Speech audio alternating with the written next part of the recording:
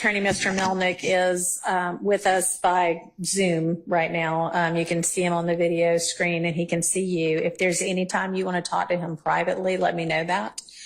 And I know y'all have had an opportunity since you and I spoke this morning from the bench and the stand to talk about the fact that the state is not interested in you pleading the fifth, and in order to avoid you pleading the fifth, they have secured an order that says you now can be essentially compelled to testify, because we are acknowledging that anything that you say, we cannot prosecute you for a crime other than perjury or false statements based on something that you might say that would otherwise incriminate you if it weren't for this immunity order. And if knowing that you still choose not to testify, the court can and will hold you in contempt. And what happens in that event is that you go to jail. And the length of time that you could be held in jail for, if you don't change your mind and say, okay, I guess I will take the stand, is through the end of this trial. I don't know how long it's going to last. I think previous projections had been February or March of next year. I don't know yet, but I guess that's not outside the realm of possibility. But it would only be through the end of this trial. It would not be through the end of whomever else might be severed from this case and tried later. And I know Mr. Melnick's talked to you in more detail about that. So I want to see if you have any questions of the court about that. I didn't understand. Now you said at the beginning. Didn't understand anything. All right. So. No, I'm saying, like, I heard you, but I don't know what you're talking about. Okay. So tell me what it is that you'd like more information about.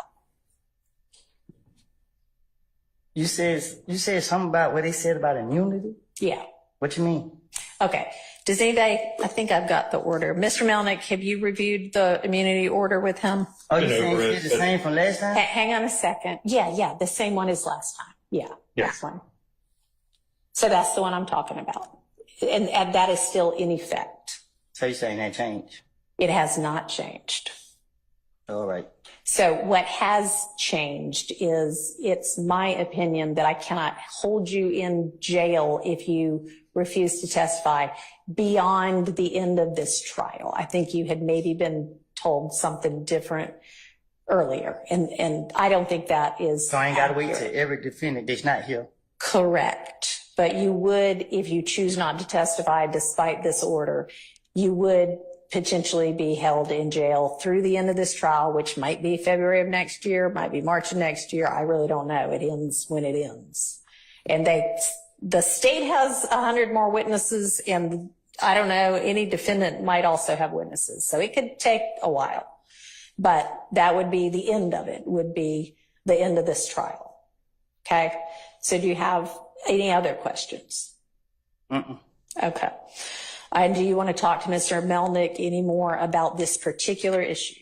No. All right. So I'm going to ask you right now, because I'm planning to have the jury back on Monday.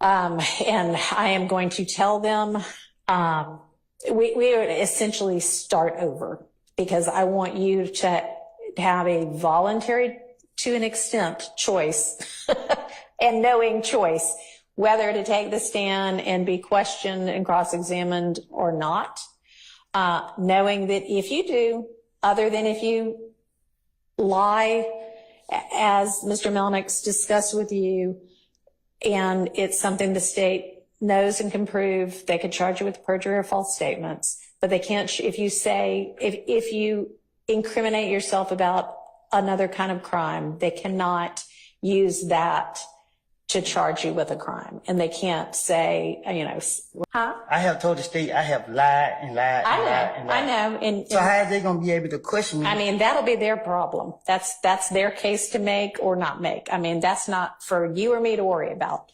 So they said they're going to be able to charge me if I lie. Like, when it's up to them to choose when I'm lying.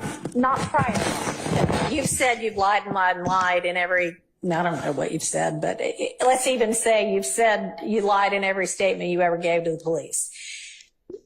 If you get on the stand and say that again, or if you say, all right, this one was the truth, that one they cannot charge you with perjury for, because those are things in the past. What they might be able to charge you with is, I don't know, I mean, give me an example of something that you know he didn't do, and well, maybe not. Never mind. Don't do that. Can I give you an example for what they told me? Yeah, yes. And then I'll see whether that's what I think or not. Yes. So she said that the only reason she won't lock me up, I just want to know if it still applies. Okay. She said if I do two things, if I plead the fifth and I say that I killed Donovan Thomas. Okay. She said if I don't say them two, she will not lock me up. All right. What was the first one? Pleading the fifth. Say it again. Taking the fifth, Judge. Taking the fifth. Okay, right. And you can no longer, so taking the fifth means I might say something that gets me in criminal trouble. I might give you evidence against me that you could then use against me. That's what it means to take the fifth, is say, I am not going to give you evidence to use against me to charge me. When they give you that immunity order, immune just basically means we can't do this anymore. It's like if you get an immunization, oh, I'm not going to get the measles now, right? Because I'm immune from it. Because it's like getting you a shot that says, I can admit to a crime on the stand, they can't charge me with it. They have said you no longer have a privilege against self-incrimination because we have committed to not being able to prosecute you, not being able to bring criminal charges against you because of what you say. We cannot take that evidence and use it against you. We can't take that evidence. If you say, well, I committed some crime. Here's what I committed it with. I buried it in the yard. They can't go dig it up in the yard and then say, well, we've got this. They can't use any of that. So that's why taking the fifth at this point would get you in trouble. Being held in contempt is what we So what if they don't formally have call it. they facts together? Like they saying something that they don't know what they're talking about, and then they ask me about it. They can ask you about anything they want to. If in your answer you admit to a crime, they cannot charge you with that crime. Now, if you admit to a crime and they have evidence that is pretty certain that you did not commit that crime. For instance, somebody gets robbed yesterday and they have proof that you were in Europe yesterday. There's no way you could have committed that crime, but you say, yeah, I committed that crime yesterday. That was here in Atlanta when they know you were in Europe and they got video of you in Europe and you sent a postcard that said, I'm having fun in Europe. That would be proof that you're lying. And so that they could charge you with perjury for, okay? Or false statements for.